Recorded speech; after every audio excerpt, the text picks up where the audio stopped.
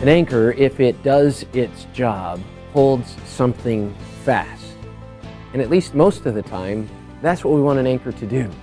I found myself one day in a very odd situation where something formed an anchor that held us fast that did exactly the opposite of what I would have preferred that it had done. You see, in the summers when I was in college, I worked at a Salvation Army camp near Kings Island in southwestern Ohio. And at this camp, there was a body of water there that really was nothing more than a pond, but to the 7 and 8 and 9-year-old kids who came to camp in the summer, it was the lake.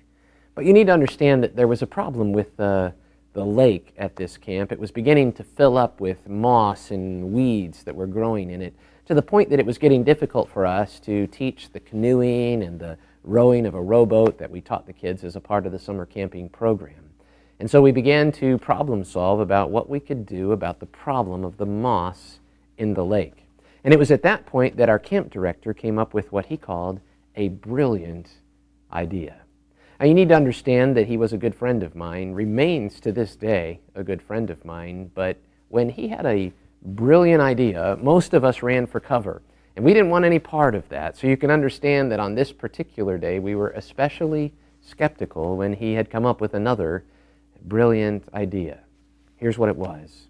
We were going to take a rowboat out on the lake, and we were going to attach a trolling motor to the back of it, fire that thing up, and move that rowboat back and forth with the trolling motor while we tied a rope to a garden rake and dragged a garden rake behind, which, according to our camp director, would collect the moss. And in this way, we would pull all of the moss and the weeds out of the lake. All of us were skeptical about the potential success of this brilliant idea. But nonetheless, on that hot summer day, the four of us gathered on the dock of the lake and began to assemble the tools that would be needed to accomplish our mission. Now, word had leaked out about what we were going to be trying, and one group of campers had left for the day. The next group would be coming in on the following day, and so staff members who had the rest of the day off were beginning to collect around the edge of the pond so that they could view what was promising to be a very entertaining spectacle. We tacked the trolling motor on the back of the boat, and we tied the rope off to the garden rake, and we rowed out a little bit from shore and went to start up the trolling motor, and there was nothing.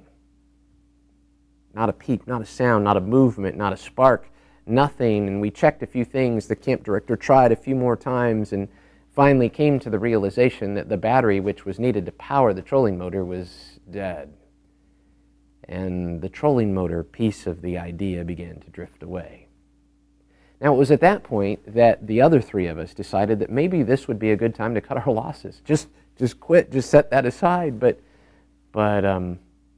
no, the camp director thought that we could still make this thing work. Meanwhile, more and more staff members were beginning to gather around the bank of the pond. And so here was the next iteration of that idea was, hey, well, let's just have one of us row really hard and really fast to power the rowboat across and pull the rake around. And so that's what we did. One of the three of us began rowing really hard, really fast, and we got up a little bit of momentum across the pond. I took the garden rake, pitched it out the back of the rope. It sailed across the water, made a huge splash, began to drift down slowly for a few seconds until those tines caught in the bottom of the pond. And when they did, that garden rake became a strong anchor, and the boat stopped.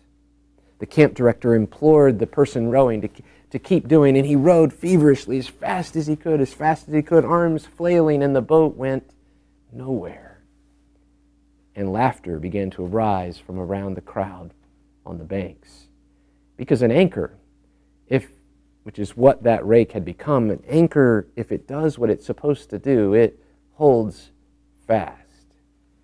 And that anchor put an end to the mission on that fateful day on a pond at a Salvation Army camp in southwestern Ohio. Now, an anchor is exactly what Max Lucado and a group of friends needed on Labor Day weekend in 1979.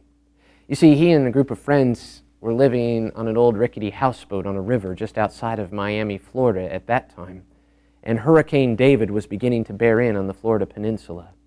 Now, they knew a houseboat on a river in the midst of a hurricane was not exactly the place where you would want to be unless something could hold that boat in the midst of the storm.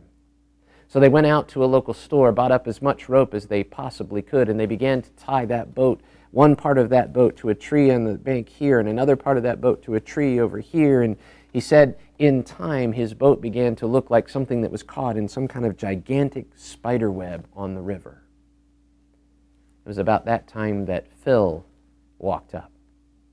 You had to know that all of the locals knew about Phil. He was a legend in those parts of Miami. Everyone understood that Phil was a boatsman extraordinaire. He was a hero. He knew how to talk the jargon. He knew how to tie the knots. He was seasoned. He had the suntan of a guy who had lived all of his life on the water. And the legend in those parts was that Phil had actually ridden out a hurricane in a 10-foot sailboat for 3 days.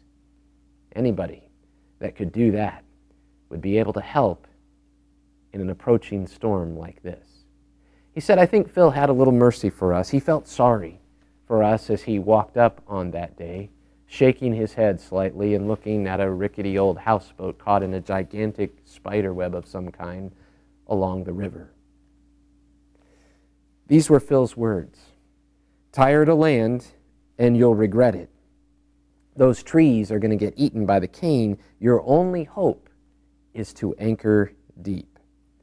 And then he added, place 4 anchors in 4 different locations, leave the rope slack, and pray for the best. Anchor deep.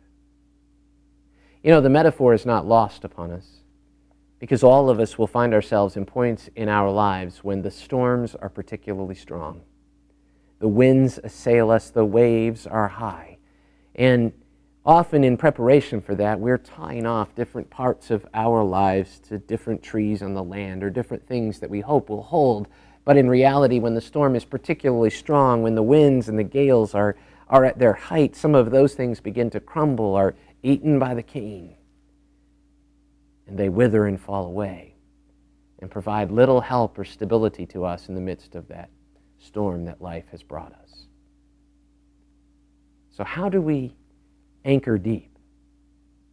Might it be that Jesus, on that day of his life, in that time of his suffering and of his death, on that time when he's being tried on account of who he is, when he's facing kind of the climactic and yet most desperate moment of his mission, what would one anchor to in a time like that? And what might we learn from him in this series that we've called Crosswalk?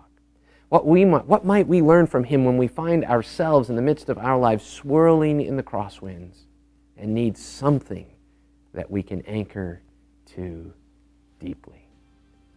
That's what we want to talk about today as we look at those moments in Jesus' life, considering both those things that we tend to try to tie parts of our life to that crumble and fall, and as we consider that to which we can anchor deep, that will hold us in the worst of storms.